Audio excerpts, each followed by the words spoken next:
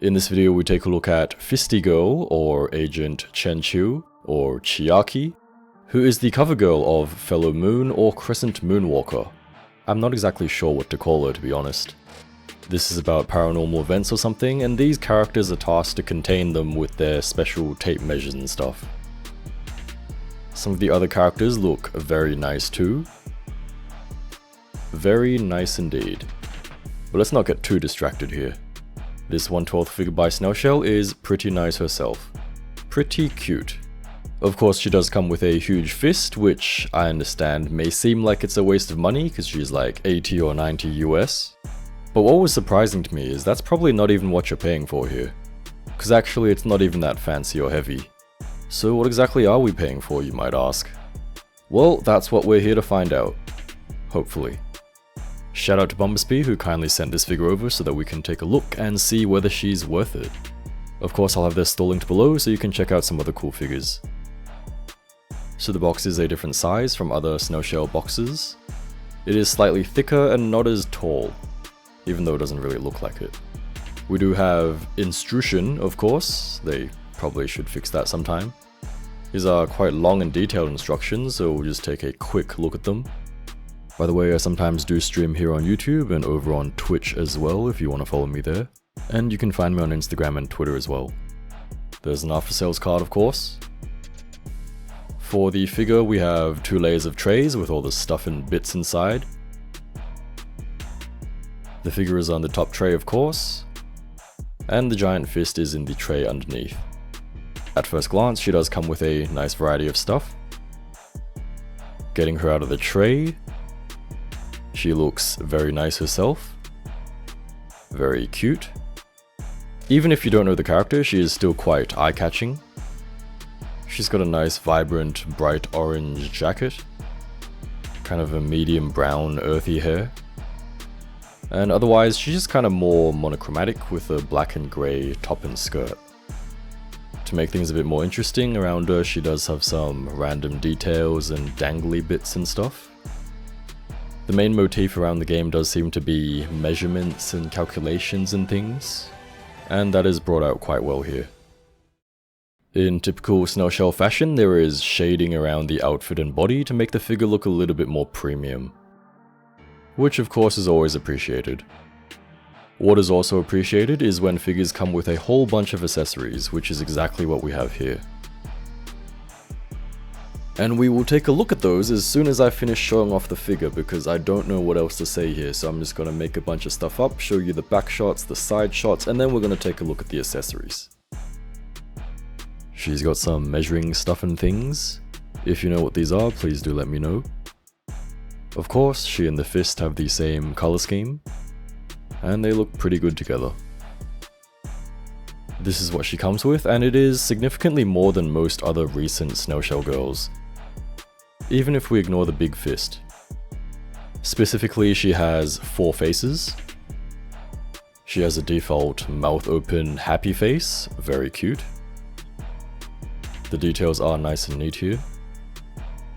She has a grinning happy face. She has another grinning kind of motivated or eager face, which I just kind of stole from the websites because I didn't know what to call it.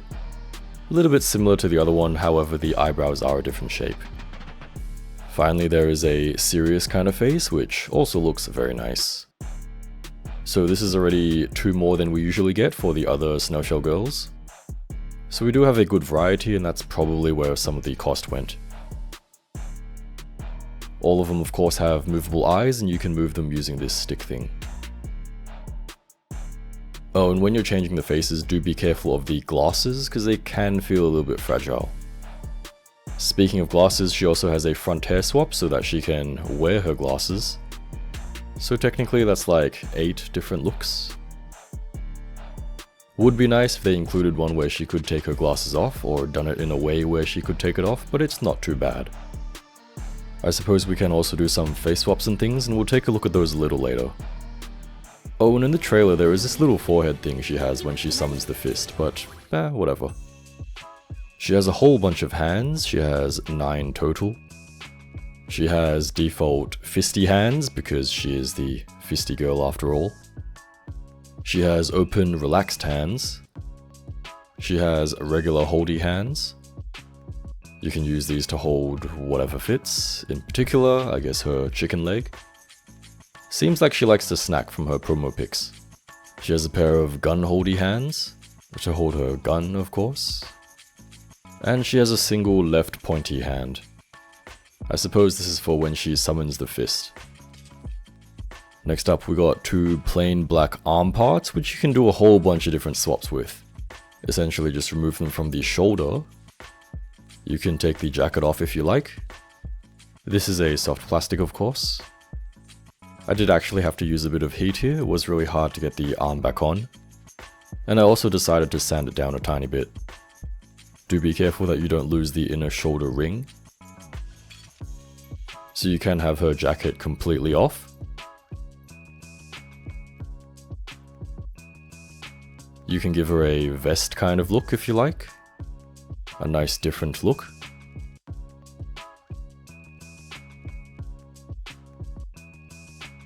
And I guess you can do whatever the heck this is.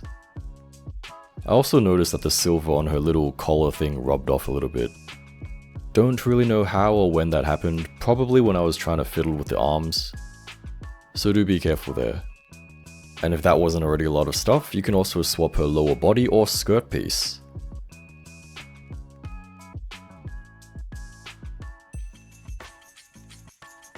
Just pull her torso off, and the little orange thing. Take the legs off at the thigh. Was a little bit tight, but not too bad. And then just put everything back together. With this, of course, she can sit a little bit better. For weaponry, she has, well, this isn't a weapon, it's a chicken leg. But it's nice as well. She has what is called a restraint gun. It seems like it shoots tape measures and stuff. There are two versions of this. It comes folded up and unfolded or activated. The cool thing is that the folded gun does have a magnet which you can attach to the side of her left leg. I thought the whole black strap was magnetic, but it turns out that it's just a very specific spot. Another one of her larger accessories is this suitcase thing. It does come in an open and closed state.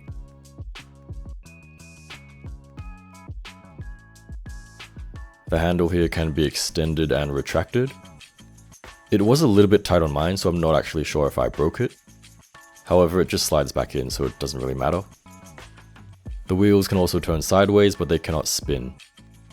Not quite sure what they are, but the details are quite nice, pretty cool. The open suitcase has some holes you can plug the big fist arm into, as well as a stand for it. So the main attraction, or so I thought. The fist is kind of weird because I thought it was going to be super heavy like a paperweight. But it's actually really light and squishy.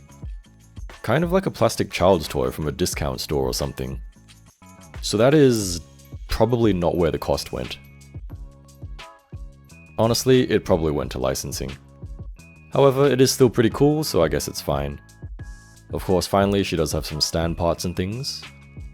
She's got two stand bases, some plugs and claw, and a thing for her fist as well. And spare wrist joints, of course. Now she's pretty cute. Got a huge bunch of stuff. Let's see how she moves. For head movement, she turns pretty well. She can tilt a little bit. Nod is good. Like most Snail Shell girls, you can pull her head out a little bit for extra range. Once again, be careful of the glasses. Arms raised to the sides well. They can rotate, of course. Forward reach, pretty average. Speaking of reach, would appreciate if you reach the end of the video, because retention. Thank you. Also, do drop a comment about what you think of Fisty Girl and what figures you're currently looking forward to. With her orange jacket, she doesn't bend her arms too much. Her forearm wiggles a little bit. It can be a tiny bit loose. Hand movement, pretty standard stuff. Removing the jacket, her arms do move a little bit better. For torso movement, it's okay. forwards and back, rotate. If you try to push the angles, might accidentally come off. She splits to the sides quite well due to her soft skirt. Forwards and backwards kick, also pretty good. Of course there is the thigh rotation, double jointed knees. There is no boot rotation. Feet up, feet down, turns, and you can kind of fake a pivot.